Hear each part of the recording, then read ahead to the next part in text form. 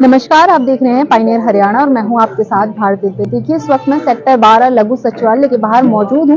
यहां पर कुछ भक्त पहुंचे हैं जो कि आसाराम बापू की पैरोल को जो है मांग कर रहे हैं कि उनको मिलनी चाहिए, क्योंकि उनकी तबीयत जो है बहुत ज्यादा खराब है और ये कह रहे हैं उनका स्वास्थ्य ठीक नहीं है। इसी तरह जैसे सभी को पैरोल पे बाहर भेजा जाता है, जिस प्रकार राम रहीम को बाहर भेजा गया है, उसी प्रकार से आसाराम बापू को भी भेजना चाहिए। हार्ट में उनके ब्लॉकेज हो रही है 3 जगह और भी चीजें हैं। अल्सर की बीमारी जो है उनसे ग्रस्त है और काफी सारी परेशानियों का सामना करना पड़ रहा है। जिस प्रकार से यहाँ पर पहुंचे हैं, एक बार जानेंगे कि इनके अलावा इनकी क्या क्या और मांगे हैं। सर, शुभ नाम क्या है आपका? मेरा सर रामा भाई, संत आसाराम जी आश्रम फरीदाबाद से। आज हम यहाँ पर कलेक्टर महोदय के पास यहाँ आए हुए हैं। पूरे देश भर में सभी जिलों में कलेक्टर महोदय को ये ज्ञापन दिया जा रहा है। विगत 11 वर्षों से संत आसाराम जी बापू जी जोधपुर जेल में है। पोक्सो एक्ट उनके ऊपर लगाया गया है। मैं संक्षिप्त में बताना चाहूँगा कि 2004 में जयेंद्र सरस्वती जी के लिए बापू जी ने आवाज़ उठाई थी, जंतर मंतर पर धरना दिया था। उसके बाद बापूजी बोले थे कि अब हमारे आश्रमों पर और समितियों पर आंधी चलेगी, षड्यंत्र होंगे, और वही हो रहा है। विगत 2008 से लेकर के 2008 में जैसे कि गुरुकुल में टारगेट किया गया, गुरुकुल के 2 बच्चों की हत्या होती है अहमदाबाद में, उसकी जांच होती है, 2013 तक क्लीन चिट मिल जाती है। उसके बाद दूसरा बापूजी के लिए षड्यंत्र किया जाता है कि बापूजी के दूसरे गुरुकुल छिंदवाड़ा गुरुकुल से फिर दोबारा ये षड्यंत्र शुरू होता है।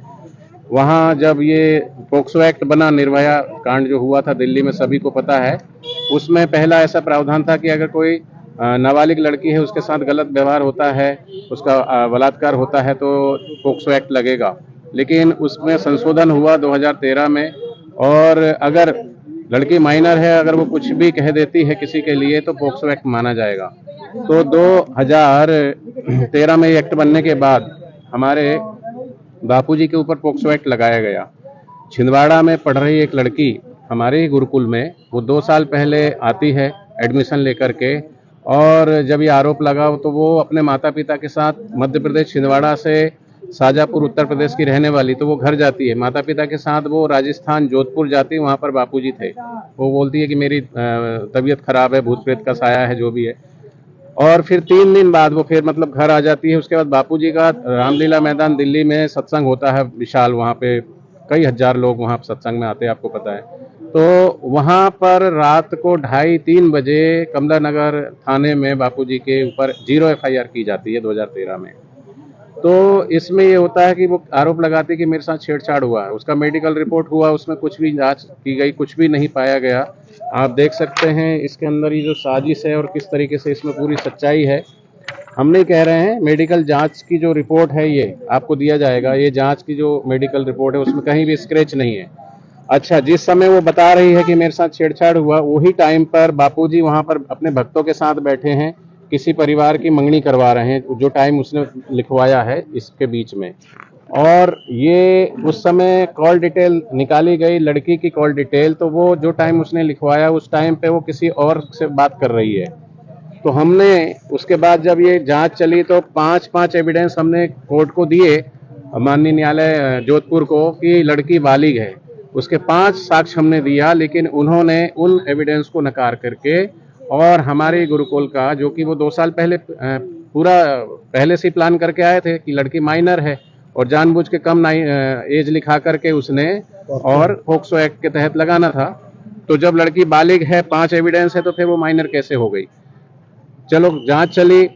इन जांच के दौरान कोई एविडेंस नहीं मिला। उसके बावजूद भी बापूजी को जो सजा मिली हुई है कि बापूजी का जब तक प्राकृतिक श्वास है तब तक बापूजी जेल में ही रहेंगे।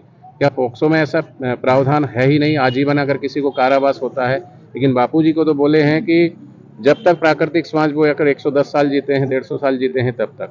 तो हमारी ये मांग है कि हम जब इस भारत देश के नागरिक हैं, हम संविधान के अंतर्गत रहते हैं और न्याय सभी के लिए बराबर है, तो बापूजी की अभी कोरोना काल में जो है पीछे बहुत ज़्यादा तबीयत खराब हो गई थी, क्योंकि जेल के अंदर बापूजी के वहाँ पर कैदी के बहुत सारे संक्रमित हो गए थे, तो बापूजी को भी कोरोना हुआ। उनका हीमोग्लोबिन 3.5 पॉइंट चला गया था, फिर भी वो जैसे तैसे स्वस्थ होकर के आए। अभी 1 महीने से उनका स्वास्थ्य बहुत फिर से लड़खड़ाया। उनको हार्ट में 3 ब्लॉकेज है, 99%, 98%, 70%, 3 ब्लॉकेज पाए गए। उनका हीमोग्लोबिन 7 पॉइंट चला गया था। एम्स हॉस्पिटल, उसकी रिपोर्ट भी आपको दी जाएगी। वहां पर 25 दिन तक बापूजी रहते हैं, लेकिन बापूजी को कोई फायदा नहीं होता है।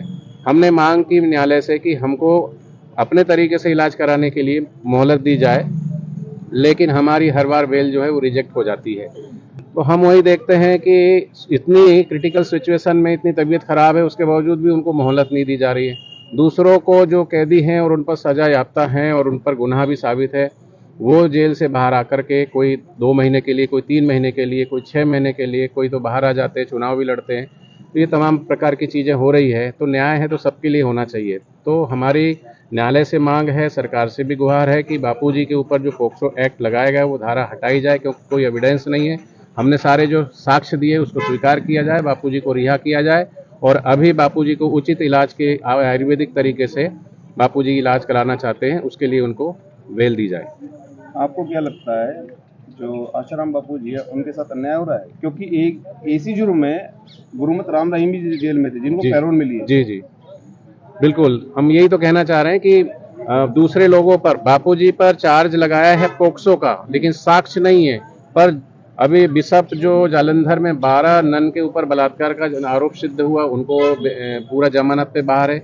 आपने अभी बात करी राम रहीम की, वो भी अभी कई दिनों से जमानत पे बाहर है। राजनीतिक अगर उससे देखा जाए तो लालू प्रसाद बाहर है और भी कई सारे जो लोग हैं वो बाहर है। तो बापूजी के साथ राजनीति हावी है, आप कहना चाहते हैं? अब ये कहीं ना कहीं राजनीतिक षड्यंत्र हो सकता है, तभी हमको न्यायालय जो है एक भी दिन की मोहलत नहीं दी जा रही है। मेरा नाम सुमन है।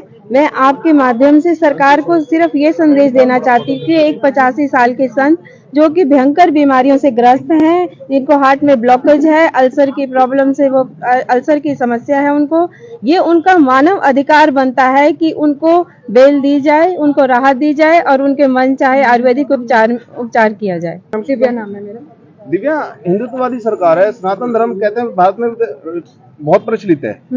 राम मंदिर के नाम पे पूरा देश राम में था, परंतु एक संत जो पिछले 11 वर्ष जेल में है, एक दूसरा संत भी जेल में था, सेम एलिगेशन लगे थे, परंतु एक को बेल मिल जाती, एक को नहीं मिलती। इस पे क्या कहना आपका?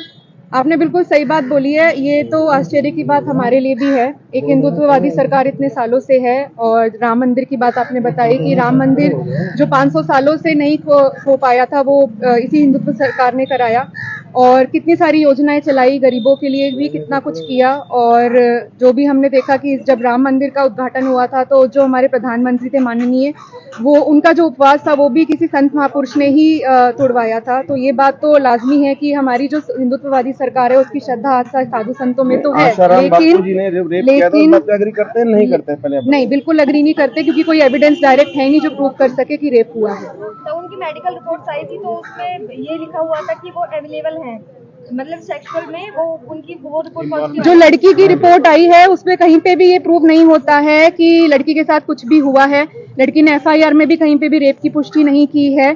जो भी है सरकार को हम, क्योंकि हिंदुत्ववादी सरकार है तो हमें पूरी उम्मीद है माननीय, मैं तो ये अनुरोध करूंगी आपके माध्यम से, आप चौथा स्तंभ है तो मैं माननीय सरकार से, प्रधानमंत्री से यही अनुरोध करूंगी कि हमारी इस मांग को सुना जाए।